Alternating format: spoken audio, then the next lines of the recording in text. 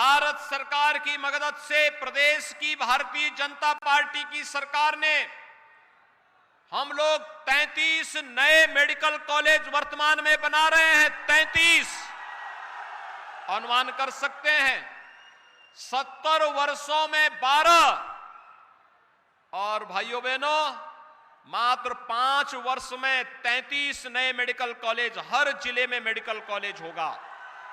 इस लक्ष्य के साथ सरकार कार्य कर रही है।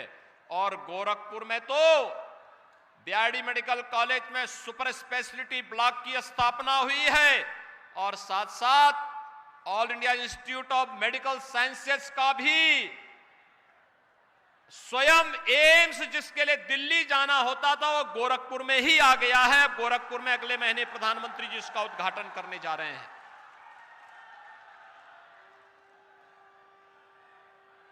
जब विकास की सोच होती है तो विकास की वो सोच जाति, मत, मजहब, क्षेत्र, भाषा से ऊपर उठ करके सबका साथ, सबके विकास के साथ जुड़ता है। और आज जो विकास की 412 परियोजनाओं का यहां पे लोकार्पण और शिलान्यास का कार्यक्रम हो रहा है, इसमें भाइयों बहनों उसकी एक लघु झलक भी देखने को मिल रही है। इसमें सड़क भी है, बिजली की परियोजनाएं भी हैं, स्वास्थ्य की सुविधाओं से जुड़े हुए प्रोजेक्ट भी हैं, सड़क से जुड़े हुए प्रोजेक्ट भी हैं, शिक्षा से जुड़े हुए परियोजनाएं भी हैं और साथ साथ भारत के आन, मान और शान के प्रतीक, भारत की आजादी के लिए अपना सर्वस्व न्यौछावर करने वाले देश के महान स्वतंत्रता संग्राम सेनानियों के प्रति सम्मान का भाव भी है। मैंने एक तरफ स्वर्गीय रघुराज सिंह जी की भव्य और दिव्य प्रतिमा का लोकार्पण किया है, अनावरण का कार्यक्रम अभी संपन्न हुआ है, तो दूसरी ओर देवरिया में स्वर्गीय रामचंद्र विद्यार्थी के भव्य स्मारक और संग्रहालय के कार्यक्रम का भी शिलान्यास आज होने जा रहा है। भारत की आजादी के लिए उस कालखंड में उस समय एक युवा, यानी मुश्किल से बहुत युवा उम्र में रामचंद्र विद्यार्थी ने अपने आप को भारत की आजादी के लिए ब्रिटिश हुकूमत को चैलेंज करते हुए उस समय भारत की आजादी का अलग जगाने का कार्य किया था और उन्हें उन क्रूर ब्रिटिशर ने उस समय गोलियों से भूनने का काम किया था। लेकिन भाइयों बहनों, भारत की आजादी के लिए अपना सर्वस्व न्यौछावर करने वाले स्वर्गीय रामचंद्र विद्यार्थी पीछे नहीं हटे। भले ही उनकी जान चली गई और उसके कुछ ही वर्षों के बाद यह देश आजाद होता है। जिस आजाद भारत की आज हम अमृत महोत्सव वर्ष में, यानी आजादी के 75वें वर्ष में हम प्रवेश कर गए हैं।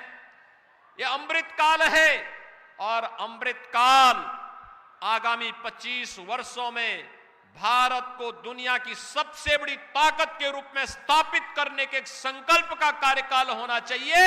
इसलिए स्मारक का शिलान्यास आज हम लोग देवरिया जनपद में भी स्थापित कर रहे हैं।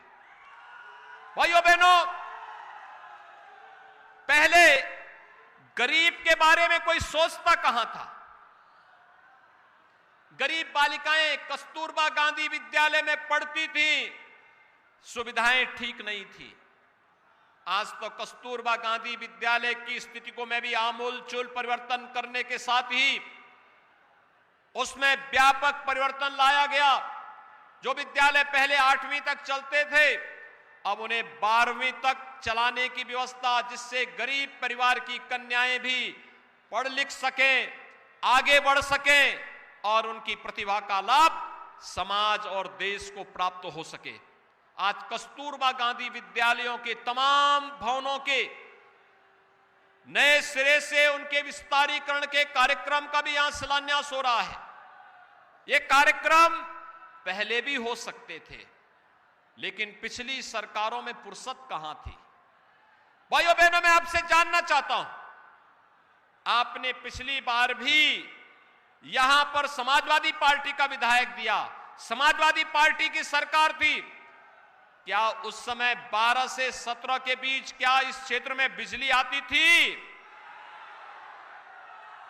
क्योंकि ये तो विकास विरोधी हैं, ये लोग बिजली के विरोधी हैं, ये शिक्षा के विरोधी हैं।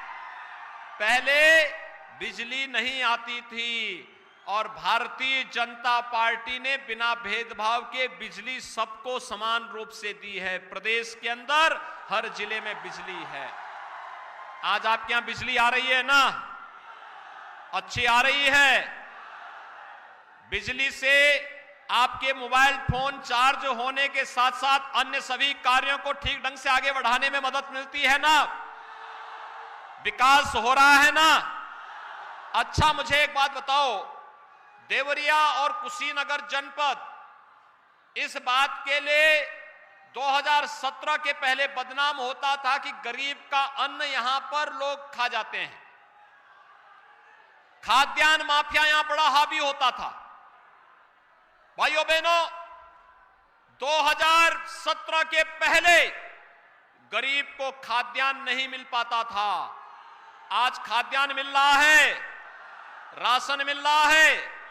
जिसको मिल रहा हाथ उठा करके बोले।